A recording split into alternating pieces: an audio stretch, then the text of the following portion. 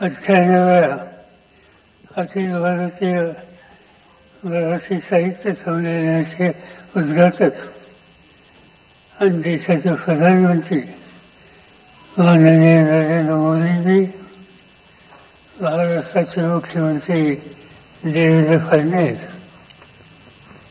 महामंडळाचे अध्यक्ष प्राध्यापक उषा तावणे, ज्यांची अध्यक्षपदी निवड झाली ते डॉक्टर ताराराव बागलकर, राज्य केंद्र सरकारचे आपले प्रतिनिधी श्री प्रताप जाधव, महाराष्ट्राच्या विधान परिषदेचे अध्यक्ष शिवराम शिंदे, संसदेचे माजी अध्यक्ष शिवराज पाटील, देशाचे माजी गृहमंत्री सुशीलकुमार शिंदे या ठिकाणी उपस्थित असलेले संसदेचे सदस्य, अन्य संस्थांचे प्रतिनिधी आणि या संमेलनासाठी ज्यांनी कष्ट घेतले ते सर्वांचे प्रमुख संजय नाहक, महामंडळाचे सगळे प्रतिनिधी, साहित्यिक आणि साहित्यिक रसिक बंधूंनी आज मराठी साधुसंतांची दिल्ली राहील आणि याचा मला मनापासूनचा आनंद आहे. मराठी माणूस केवळ नर्मदा पार महाराष्ट्रच नाही तर आपल्या पराक्रमाचा झेंडा अष्टफार फडकवणारा मराठी माणूस. तो दिल्लीमध्ये दिसतो, हरियाणामध्ये दिसतो, इंदोरमध्ये दिसतो, ग्वालियरमध्ये दिसतो, गुजरातमधल्या अनेक शहरांमधून दिसत असतो. नोकरी कामाच्या निमित्तानं काही लोक देशाच्या कानाकोपऱ्यामध्ये दिसतात. भीमसेनीच्या तत्वाने जसं यमुनेचं पाणी टाकलं त्याप्रमाणे मराठी साहित्याचा अमृत अनुभव घेण्यासाठी आज पुन्हा एकदा आपण यमुनेच्या तीरावर जमलो याचा मला मनापासूनचा आनंद आहे. अखिल भारतीय मराठी साहित्य संमेलन देशाच्या राजधानीमध्ये दुसऱ्यांदा होते आणि विशेषतः या सारस्वताच्या महामेळाव्याला देशाचे प्रधानमंत्री नरेंद्र मोदी हजर राहिले याचा मला मनापासूनचा आनंद आहे. आजचे साहित्य संमेलन मराठी भाषिकांच्या दृष्टीनं आनंददायी घटनेच्या पार्श्वभूमीवर संपन्न होत आहे. महाराष्ट्र शासन, महाराष्ट्राचे साहित्यिक, रसिक या सगळ्यांनी एका गोष्टीचा पाठपुरावा केला आणि तो म्हणजे मराठी भाषेला अभिजात भाषेचा दर्जा मिळावा आणि हा दर्जा मिळवून देण्यासाठी माननीय नरेंद्र मोदींनी जी भूमिका बजावली त्याबद्दल समस्त मराठी जनतेच्या वतीनं मी त्यांच्याबद्दलची कृतज्ञता या ठिकाणी व्यक्त करतो. 1954 साली पहिल्यांदा दिल्लीला मराठी साहित्य संमेलन झालं आणि त्यावेळेला देशाचे प्रधानमंत्री जवाहरलाल नेहरू होते. त्यांनी त्याचं उद्घाटन केलं होतं आणि ते संमेलन यशस्वी करण्याच्यासाठी त्या काळाचे महाराष्ट्राचे ज्येष्ठ नेते, स्वातंत्र्य सैनिक आणि केंद्र सरकारचे प्रतिनिधी काकासाहेब गाडगीळ यांचं फार मोठं योगदान होतं. त्याचं स्मरण करणं मी माझं कर्तव्य समजतो. जवाहरलाल नेहरूंनी जसं संमेलनाचं उद्घाटन केलं त्याचीच पुनरावृत्ती होताना 70 वर्षांनी या संमेलनाचं उद्घाटन प्रधानमंत्री नरेंद्र मोदी यांच्या हातून होतंय याचा मला आनंद आहे. एक गोष्ट मी आपल्याला सांगतो की ज्या वेळेला त्यांना निमंत्रण देण्याच्यासाठी मी गेलो तर त्यांनी अक्षरशः एक मिनिट सुद्धा लावला नाही. महाराष्ट्राचा हा कारभार, हा सोहळा आहे, सारस्वतांचा हा सोहळा आहे. माझी उपस्थिती आहे आणि तुम्ही सामोरे येणार. असं चंद्रभागेच्या काठी आचार्यांनी कार्तिकेला जसं लाखो वारकरी भक्तिभाव जमतात, त्याच पद्धतीनं साहित्य संमेलनाची महाराष्ट्रामध्ये हजारो साहित्य प्रेमी दरवर्षी येत असतात. आणि देशाच्या राजधानीत होणारं हे साहित्य संमेलन तुमच्या माझ्या आयुष्याचा एक अत्यंत महत्त्वाचा प्रसंग आहे. 37व्या साहित्य संमेलनाचे अध्यक्ष महाराष्ट्राला सांस्कृतिक दिशा देणारे मराठी विश्वकोशाकडे तर्कचित्र रक्षण शास्त्री जोशी होते. त्यांनी त्याच वेळेला याचा उल्लेख केला.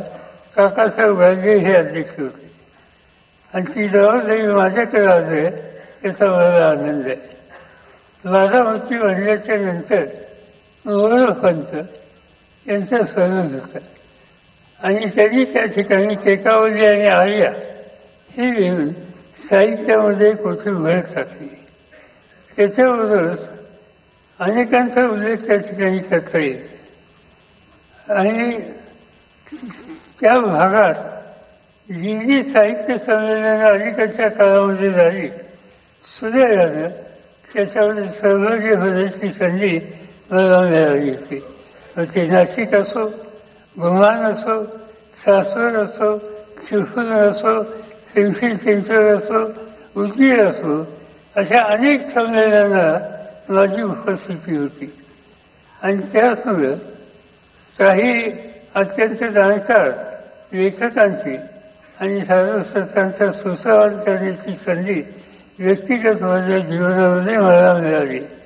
त्याच्यामध्ये गदिमा असतील, फुलं असतील, नादू महानूर असतील, अनेक साहित्यिकांची ऋणानुबंध आणि गाठी जुळून आल्या. मला गुरुस्थानी असलेले यशवंतराव चव्हाण हे एक उत्तम साहित्यिक होते. या सर्वांच्या सहवासामुळे मी स्वतः सुद्धा लिहिता झालो. लोक माझे सांगती याच्या रूपानं तुम्हा लोकांच्या पुढे व्यक्त झालो.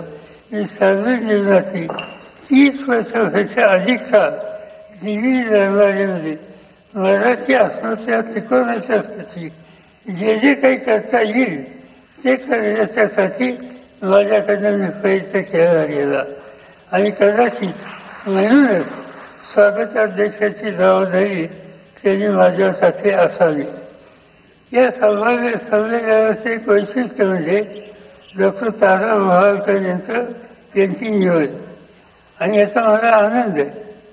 लोकसाहित्याचे अभ्यासक म्हणून तारा मोहाळकर यांना मराठीजन ओळखतात. मला आठवत आहे की चिपळूणचं संमेलन होतं आणि त्याच्या उद्घाटनाच्या प्रसंगी माझ्या भाषणामध्ये एक खंत व्यक्त केली की आतापर्यंत इतकी संमेलन झाली पण फक्त 4 महिलांना अध्यक्षपदाचा मान मिळाला. मात्र यावेळी एका महिला साहित्यिकाला अध्यक्षपदाचा सन्मान मिळाला. याचा मला मनापासून आनंद आहे.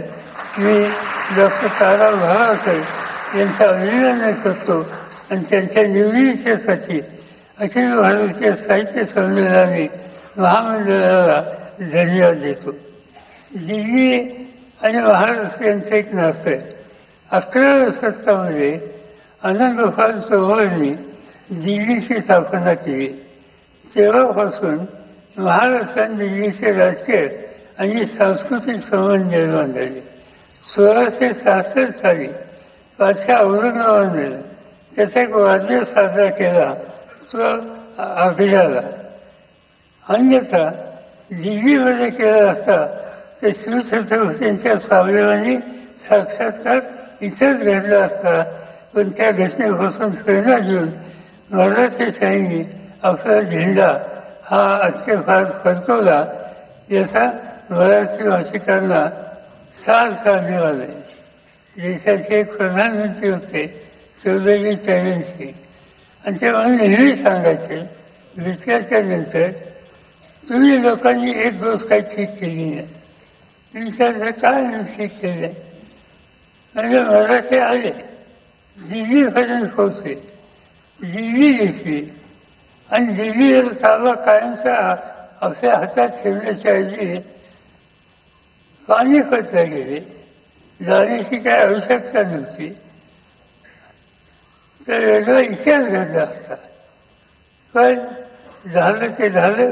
तो इतिहास हा आपण काही विसरू शकत नाही. आज मराठी लेखणीनं साहित्याच्या क्षेत्रामध्ये प्रचंड योगदान दिलं आणि त्याची नोंद देश पातळीवर सुद्धा घेतली आहे. वि. स. खांडेकर, कुसुमाग्रज, विंदा करंदीकर, भारतीय देवाडे या सर्व मराठी लेखकांना आजपर्यंत ज्ञानपीठ पुरस्कारानं सन्मानित केले गेले आणि त्याद्वारे मराठी भाषेची पताका ही देशभरात फडकत राहिली. विजय तेंडुलकरांनी कुणाचाही मुलाहिदा न ठेवता लेखन केलं. घाशीराम कोसळ असो, सखाराम भांडेर असो, त्यांच्या नाटकामुळं काही वेळी त्यांना रोषाला सुद्धा जावं लागलं, पण ते आपल्या भूमिकेत बसून हातली नाही. नामदेव दत्ता, कवी यशवंत मनोहर, नारायण सुर्वे यांच्यासारख्या कवींनी सर्वसामान्यांचा विचार हा सातत्याने मांडला. अण्णाभाऊ साठे यांनी गाव कुसावरचं उपेक्षितांचं जगणं मराठी साहित्यात आणलं. त्यांचा साहित्याचा डंका हा रशियापर्यंत पोचला याचा आनंद आपल्या सगळ्यांना आहे. या साहित्याच्या क्षेत्रामध्ये अनेक भगिनींनी सुद्धा फार उंची भर घातली आणि ती नुसती संख्यात्मक नाही तर गुणात्मक सुद्धा आहे. महानुभाव पंथातील महात्मा मुक्ताबाई, जनाबाई, कान्होखासरा यांनी मराठी साहित्य समृद्ध केले. सावित्रीबाई फुले, नंतरच्या काळामध्ये शांता शेळके, इंदिरा संत, अरुणा ढेरे काव्यात मराठी साहित्याला सशक्त करण्याचं काम करण्यामध्ये त्यांचं योगदान होतं. आणि मराठी साहित्य संमेलनाच्या अध्यक्षपद स्त्रियांना अधिकाधिक मिळाले तर माझी खात्री आहे की ही परंपरा अधिक मजबूत झाल्याशिवाय राहणार. साधारणतः साहित्य संमेलन म्हणल्याच्या नंतर महाराष्ट्रात एका गोष्टीची चर्चा सुरू होती, राजकारण्यांचा इथं काय संबंध आणि त्या संबंधीचं लिखाण हे गेले काही दिवस चालतं. यंदा काही अजून झालेलं नाही, काही झालं मला माहिती नाही. मी बारकाईने बघतोय पण कुणी याच्या हल्ली लिहिला. खरं म्हणजे तर राजकीय नेते आणि संमेलन यांचाही काही संबंध आहे. माझं स्वच्छ मत आहे की राजकीय नेत्यांनी संमेलन मंचावर यावर काही येऊ नये. या संबंधीचा वाद दरवर्षी कशाला करायचा. राजकारण आणि साहित्य यांच्यातील परस्पर प्रवाह हा दुसराच आहे. बाळ गंगाधर टिळक, पंडित जवाहरलाल नेहरू, अटल बिहारी वाजपेयी, यशवंत चव्हाण अशांची नावं घेता येतील की त्यांनी या सगळ्या क्षेत्राला प्रतिष्ठा दिली. कलेला राजाचे लावलं नाही तर राजांनी साहित्यकारात जोपासली. बुधभूषणकार छत्रपती संभाजी महाराज हे त्याचं उलटं उदाहरण. एकूणच राजकारण आणि साहित्याची फारकत होऊ शकत नाही, ते परस्परांना पूरक होऊ शकतं. महाराष्ट्रात साहित्य प्रांतातून राजकीय आखाड्यात उतरलेले आचार्य प्रल्हाद केशव विरोधी पक्षाचे प्रबळ नेते म्हणून आजही त्यांचं अभियान आपल्याला आहे. निसर्ग कवी नादू मानव विधिमंडळात आली. भाष्य कविता लिहिणारे रामदास कुलकर्णी विधान परिषदेचे सभासद झाले. उफराकात लक्षण माने हे आले तर त्याची तक्रार विधिमंडळात कोणी केली नाही. गजी वाजपूरकर यांच्या साहित्य क्षेत्रातील योगदानाची चर्चाच होऊ शकत नाही. त्यांनी लिहिलेले गीत रामायण आजही मराठी माणसाच्या ओठावर आहे. अयोध्यातील राम मंदिराच्या उभारणीच्या काळात सुद्धा महाराष्ट्रामध्ये सगळीकडे ऐकू येत होतं ते गदिमाने लिहिलेलं गीत रामायण, आणि त्यामुळं या वादावर एकदा पडदा पडेल अशा प्रकारची अपेक्षा आपण या ठिकाणी करू इच्छितो. वाचन संस्कृती वाढवली पाहिजे. पूर्वी पुस्तकासाठी ग्रंथालयावर अवलंबून राहावं लागेल, आज साधनं वाढली, परंतु आता वाचनाला अनेक पर्याय आले, दूरचित्रवाणी आली, मनोरंजनाच्या वाहिन्या आल्या, वृत्तवाहिन्या आल्या, स्मार्टफोन आले. असे ते पुस्तकं मोठ्या प्रमाणावर छापली जातात. गेले 2 दिवस महाराष्ट्राच्या वर्तमानपत्रामध्ये किती टन पुस्तकं दिल्लीमध्ये आली या संबंधीचं सविस्तर वृत्त हे येतं आहे, आणि हे येतं दिवसात आहे. पुस्तकं हल्ली छापली जातात आणि ती खपली जातात. गावोगाव ग्रंथ प्रदर्शनं भरवली जातात.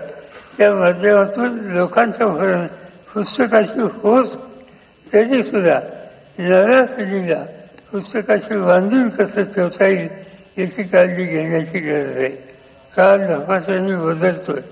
सध्या समाजाच्या एकात्मतेची नीळ त्यामुळे उसवत चालल्याचं चित्र दिसतंय.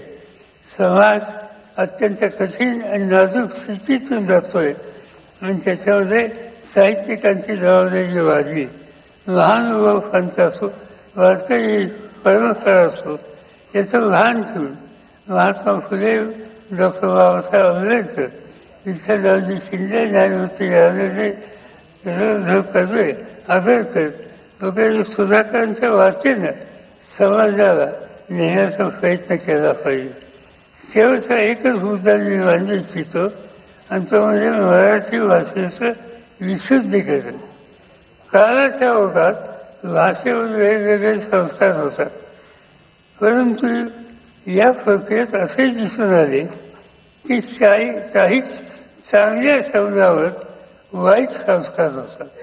उदाहरणार्थ बुद्ध या शब्दाचा अर्थ ज्ञानानं परिपूर्ण आणि जागृत असा होतं, पण त्याचा बुद्ध असा अपभ्रंश कमी केला ते मला समजत नाही. पण बुद्ध असा अदानी किंवा कमी बुद्धीचा अर्थ रूढ झाला याचं मला वाईट असतं. मराठी साहित्यात असे शब्द जे असतील ते बाजूला केले पाहिजेत, ते नामशेष व्हायला पाहिजे.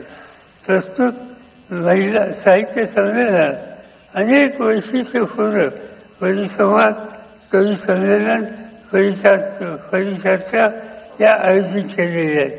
साहित्य रसिकांनी या साहित्य मेजवानीचा आस्वाद घ्यावा, त्यासाठी अखिल भारतीय मराठी साहित्य महामंडळाच्या अध्यक्षा प्राध्यापक उषा तांबे, पदाधिकारी, सरहद संस्थेचे संजय लहान आणि त्यांचे सगळे सहकारी या सगळ्यांनी कष्ट घेतले.